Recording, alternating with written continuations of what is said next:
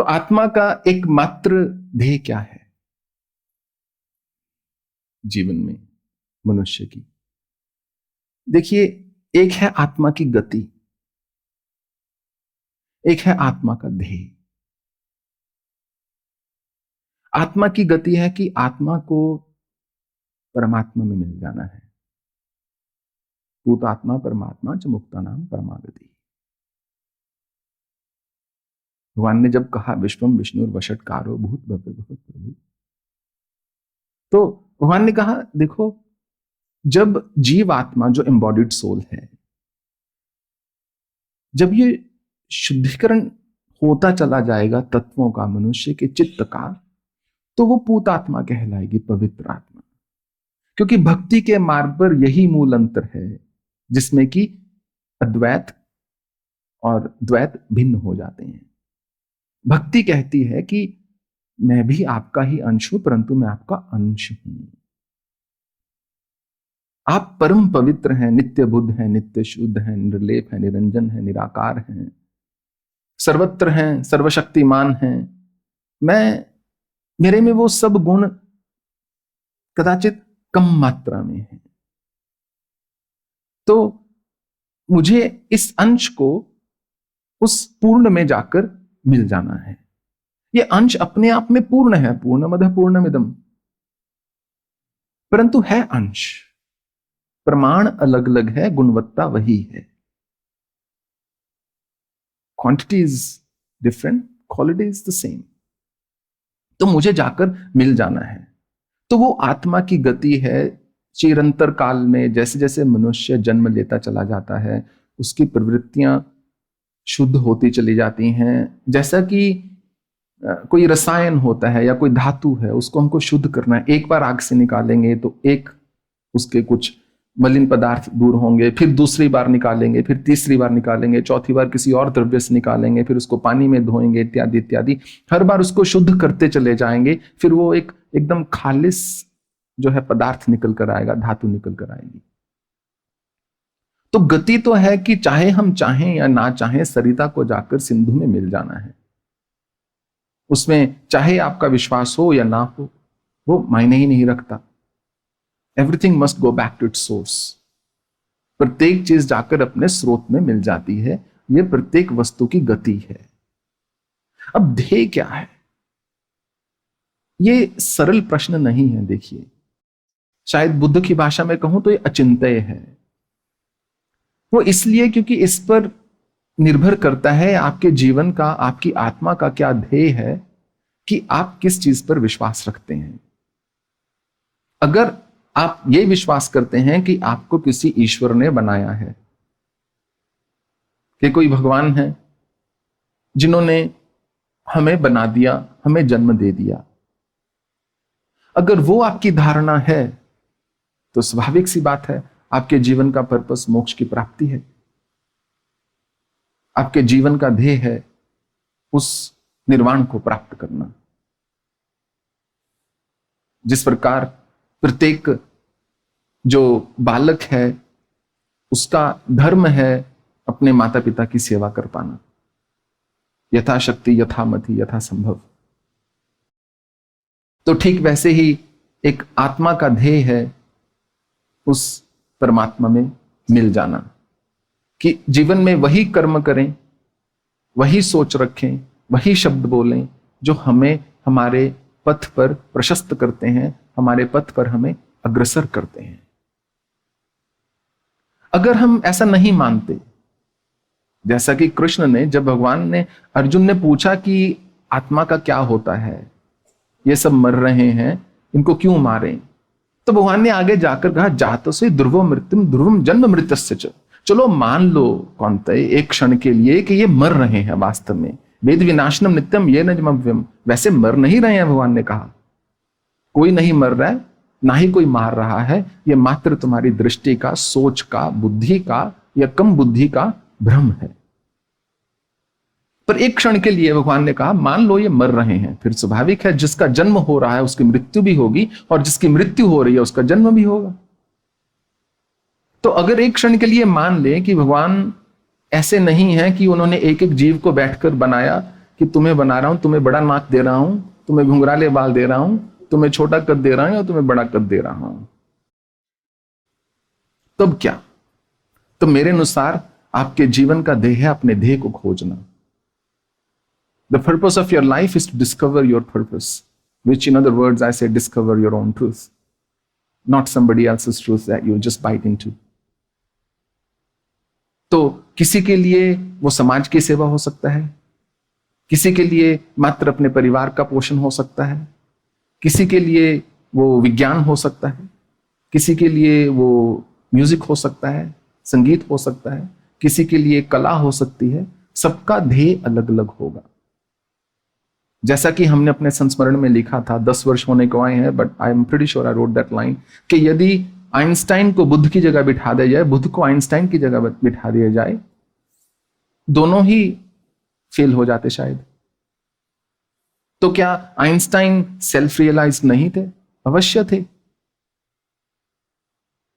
जिस दृष्टि से उन्होंने परसीव किया इस ब्रह्मांड को, और जो वो थ्योरम्स देकर गए, जो वो रच कर गए, वो भी अपने आप में किसी साक्षात्कार से कम नहीं है। उनका मार्ग अलग था, बुद्ध का मार्ग अलग था, महावीर का मार्ग कुछ और था, और कृष्ण का मार्ग कुछ और है। तो कभी भी, जिसको मैं बोलता हूं कुकी कटर मेथड्स,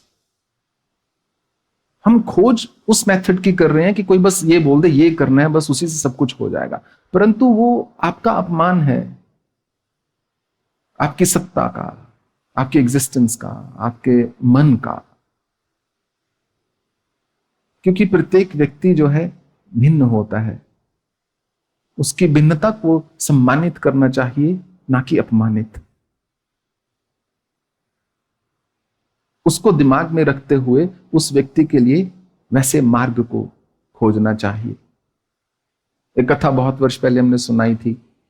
बुद्ध के पास ही सब शिष्य बैठे हुए थे और एक जिज्ञासु आता है और कहता है, क्या ईश्वर हैं? बुद्ध मौन रह जाते हैं। उसने कहा, तथागत आप बता नहीं रहे, परंतु मेरा तो ऐसा दृढ़ विश्वास है कि ईश्वर हैं, और यही नहीं, मुझे पता है ईश्वर है, मैंने उनको अनुभव किया हुआ है। बुद्ध ने कहा, तुम बिल्कुल सत्य बोल रहे हो। वो व्यक्ति खुश हो गया, प्रसन्न चित्त होकर वहां से जाता है कि तथागत ने ही बोल दिया कि मैं सत्य बोल रहा हूं, तो कुछ बचा ही नहीं। कुछ चंद घंटों के बाद एक दूसरा जिज्ञासु आता है। कुदरती वो वही प्रश्न करता है। तथागत बड़ा संशय है, हे बनते, क्या ईश्वर हैं? बुद्ध मौन। आनंद और सब शिष्य जो हैं चुप देख रहे हैं, वो मुस्कुरा रहे हैं। वो कहते हैं, फिर आगे कोई यही प्रश्न पूछा है, कितनी बार पूछ चुके हैं। तो वो जिज्ञासु कहता, मैं निश्चित रूप से जानता हूं भगवान नाम की कोई चीज नहीं है।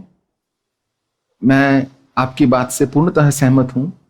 कोई ऐसा नहीं है जो कि पूर्णतः, जो सापेक्ष ना हो, जो अपने आप में पूर्णतः इंडिपेंडेंट हो, निष्पेक्ष हो, ऐसा कुछ नहीं है। बुद्ध ने कहा, तुम सत्य कह रहे हो। वो व्यक्ति खुश प्रसन्न होकर प्रणाम करके आम चढ़ा के आउट ऑफ सीजन के चला जाता है। कुछ समय और बीतता है, एक तीसरा आता है जिज्ञासु, आकर बुद्ध के चरणों में बैठ जाता है और कुछ नहीं कहता, कुछ नहीं बोलता, कुछ वार्तालाप नहीं हो रही। कुछ समय के बाद बुद्ध मुस्कुरा देते हैं उसको देखकर, और एक पुष्प जो है उसको पकड़ा देते हैं।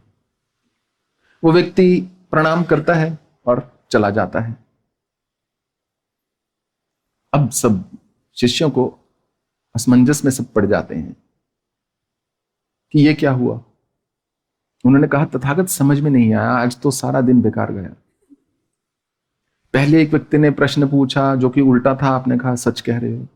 दूसरे ने उसका विपरीत बोला, आपने कहा सच कह रहे हो। तीसरा आया, वो चुपचाप उठ के चला गया, आपने उसको मुस्कुराकर बोला ठीक है, और वो कहता मुझे मेरे प्रश्न का उत्तर मिल गया, और वो चला गया। ये क्या माजरा था? बुद्ध ने कहा देखो, सत्य की खोज में कोई कोई पारखी निकलता है। किसी को सत्य नहीं चाहिए, केवल सहमति चाहिए। वो सत्य की खोज नहीं कर रहे हैं, वो सहमति की खोज कर रहे हैं। अगर आपको विश्वास ना हो तो आप चिंतन कीजिए, आप किन मनुष्यों को अपने जीवन में पसंद करते हो। सबसे ज्यादा प्रिय आपको कौन है? जो आपके साथ सहमत हो। इतना, बस इतनी दौड़ है मन की। दुश्मन दोस्त बन जाता है, शत्रु मित्र बन जाता है, परम अज्ञानी भी आपको महाज्ञानी लगेगा यदि वो आपके साथ सहमत कर जाए। तो बुद्ध ने कहा ये सत्य नहीं खोज रहे, ये सहमति खोज रहे हैं, इसलिए मैं इन पर अपनी ऊर्जा नहीं लगाने वाला। परंतु तीसरा जो आया, उसके साथ क्या वार्तालाप हुई? क्या आपने मन ही मन उसको कुछ बताया? बुद्ध मुस्कुराने लगे। बुद्ध ने कहा जो अच्छा घोड़ा होता है ना, वो चाबुक की आवाज से ही भाग दौड़ता है। A good horse runs at the sound of the whip। उसको मारना नहीं पड़ता, उसको चलाना नहीं पड़ता। वो उस अवस्था में पहुंचा होता है जिसको कि ज्ञानी बोला गया है। उसको मालूम है, उसको बोध है इस बात का कि मुझे करना क्या है। सुकरात ने कहा था यदि मनुष्य को बोध ना हो तो वो करेगा ही नहीं, कि प्रत्येक मनुष्य वही करता है जो उसको उचित प्रतीत हो रहा है उसकी बुद्धि के अनुरूप। अर्थात उनके कहने का अर्थ कोई भी मनुष्य किसी भी अवस्था में, किसी भी परिस्थिति में, किसी के भी साथ कुछ भी गलत कर ही नहीं रहा। वो वही कर रहा है जो उसको उस समय ठीक लग रहा है, क्योंकि यदि उसको पता हो ये गलत है तो वो करेगा ही नहीं।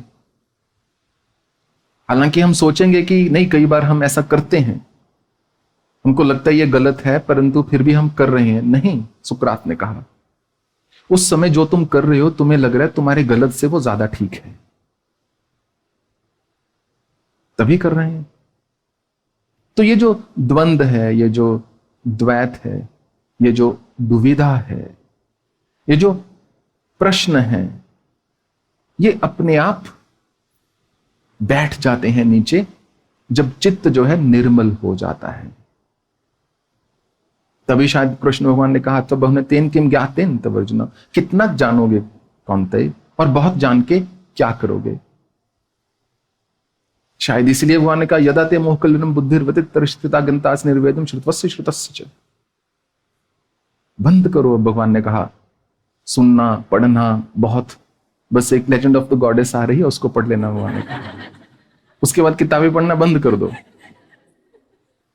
भगवान कितना पढ़ोगे कौनते, तुम समझ नहीं पा रहे हो, तुम्हारी बुद्धि जो है किलित हो चुकी है,